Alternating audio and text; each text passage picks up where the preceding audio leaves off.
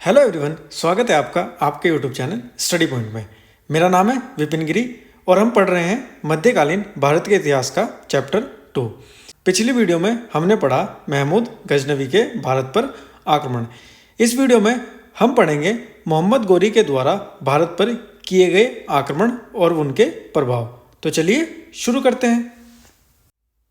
अब हम बात करते हैं मोहम्मद गोरी की। लेकिन मोहम्मद गोरी के बारे में पढ़ने से पहले हमें यह जानना जरूरी है कि महमूद गजनवी की मृत्यु के बाद गजनवी साम्राज्य का क्या हुआ।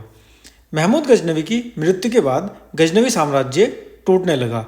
उसके जितने भी उत्तराधिकारी थे, जैसे महमूद, मासूद, इब्राहिम, वह इतने योग्य नहीं थे कि गजनवी साम्राज्य को उसके पतन से बचा सके। इसी बीच मोहम्मद गोरी के पूर्वजों ने गजनी तथा हेरात के बीच पड़ने वाले क्षेत्र गौर पर गौर वंश की स्थापना की और धीरे धीरे गौर वंश ने गजनवी साम्राज्य को समाप्त कर दिया। बात करें मोहम्मद गोरी की, तो मोहम्मद गोरी का जन्म 1144 ईस्वी को अफगानिस्तान के गौर में हुआ। इसके कुछ समय बाद यानी कि 1173 ईस्वी में मोहम्मद गोरी गौर का शासक बना। इसका पूरा नाम शहाबुद्दीन मोहम्मद गोरी था। अब हम बात करेंगे मोहम्मद गोरी के आक्रमण, इन्वेजन्स ऑफ मोहम्मद गोरी। मोहम्मद गोरी ने 1175 ईस्वी से 1205 ईस्वी के बीच भारत पर अनेक आक्रमण किए। मोहम्मद गोरी का पहला आक्रमण 1175 ईस्वी में मुल्तान तथा उच्च पर था। मोहम्मद गोरी ने सबसे पहले मुल्तान के शासक खफीफ के खिलाफ आक्रमण किया। इस क्षेत्र को आसानी से जीत जाने के बाद मोहम्मद गोरी ने यहाँ पर अपना गवर्नर नियुक्त किया और उच्च राज्य की ओर बढ़ा। उच्च राज्य पर उस समय हिंदू राजा भट्टी राज कर रहा था। यहाँ मोहम्मद गोरी ने बड़ी चालाकी से काम लिया।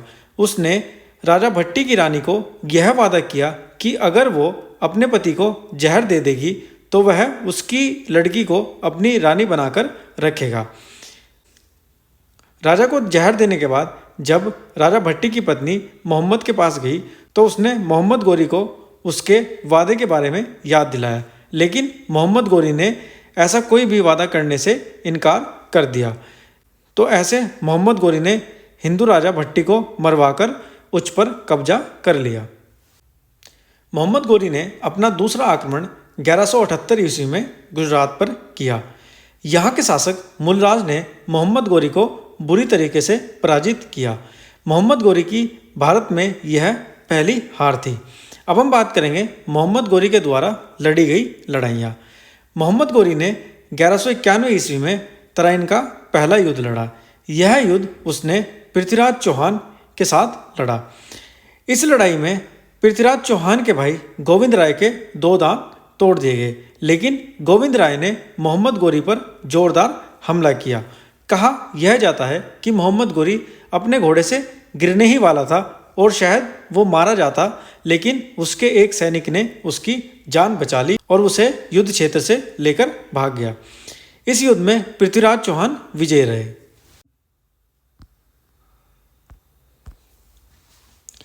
तराइन के पहले युद्ध में बुरी तरीके से हार जाने के बाद मोहम्मद गोरी ने एक बार फिर से अपनी सेना तैयार की। इस बार उसकी सेना में 1,20,000 कुशल सैनिक थे। एक बार फिर से मोहम्मद गोरी और पृथ्वीराज चौहान के बीच 1192 ईस्वी को तराइन का दूसरा युद्ध हुआ। इस युद्ध में पृथ्वीराज चौहान के भाई गोविंद राय मारे गए। मोहम्मद गोरी ने इस युद्ध में अपनी सेना को 5 टुकड़ियों में विभाजित किया, जिनका जोरदार हमला राजपूत सेना सहन ना कर पाई और वह पराजित हो गई। इस युद्ध में मोहम्मद गोरी विजयी रहा। इस युद्ध के 2 साल बाद यानी कि 1194 ईस्वी को मोहम्मद गोरी ने कन्नौज के राजा जयचंद के खिलाफ लड़ाई लड़ी। इस लड़ाई को हम चंदावर की लड़ाई या चंदावर के युद्ध के नाम से जानते हैं। जिस समय मोहम्मद गोरी और पृथ्वीराज चौहान के बीच युद्ध चल रहे थे, उस समय कन्नौज के राजा जयचंद हाथ पर हाथ धरे बैठे थे। अगर उस समय जयचंद पृथ्वीराज चौहान का साथ दे देते तो 1192 ईस्वी में ही मोहम्मद गोरी मारा जाता। अगर जयचंद उस समय पृथ्वीराज चौहान का साथ दे देते तो उन्हें मोहम्मद गोरी के खिलाफ लड़ाई न लड़नी पड़ती। चंदावर के युद्ध की शुरुआत में जयचंद की सेना का पलड़ा भारी था, लेकिन अचानक कहीं से आकर तीर जयचंद की आंख में लगा और वह अपने हाथी से गिर गए। हाथी के ओहदे को खाली देखकर जयचंद की सेना घबरा गई। उन्हें लगा कि उनके राजा मारे गए हैं। जयचंद की सेना में भगदड़ मच गई, जिसका फायदा मोहम्मद गोरी की सेना ने उठाया और मोहम्मद गोरी इस युद्ध में विजयी रहा। अब हम बात करते हैं मोहम्मद गोरी के अंतिम अभियान के बारे में। मोहम्मद गोरी के अंतिम समय में उस पर विपत्तियों का पहाड़ टूट पड़ा। झेलम और चेनाब के दोआब में बसने वाले सूरवीर खोखरों ने भी विद्रोह कर दिया। मोहम्मद गोरी ने इस विद्रोह को दबा दिया तथा खोखरों को मार दिया गया। बात करेंगे मोहम्मद गोरी की मृत्यु कैसे हुई। मोहम्मद गोरी ने अपने अंतिम अभियान में खोखरों को मार दिया था, लेकिन खोखर बदले की आग में जल रहे थे। वह मोहम्मद गोरी से बदला लेना चाहते थे।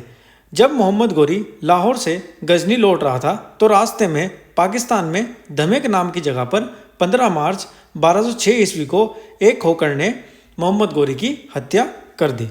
ऐसे मोहम्मद गोरी का अंत हुआ। मोहम्मद गोरी का मकबरा अफगानिस्तान में स्थित है। अब हम बात करते हैं मोहम्मद गोरी ने भारत पर आक्रमण किए क्यों। महमूद गजनवी की तरह ही मोहम्मद गोरी ने भी भारत के असीम धन दौलत की कहानियां सुन रखी थी और इस धन को लूटने के लिए महमूद गजनवी की तरह ही मोहम्मद गोरी भी भारत आया। मोहम्मद गोरी के मरने के बाद उसका साम्राज्य उसके गुलामों या उसके सेनापतियों ने आपस में बांट लिया। उनमें से एक सेनापति का नाम था कुतुबुद्दीन ऐबक, जिसने लाहौर में 1206 ईस्वी को गुलाम वंश की स्थापना की। गुलाम वंश हमारा अगला चैप्टर होगा।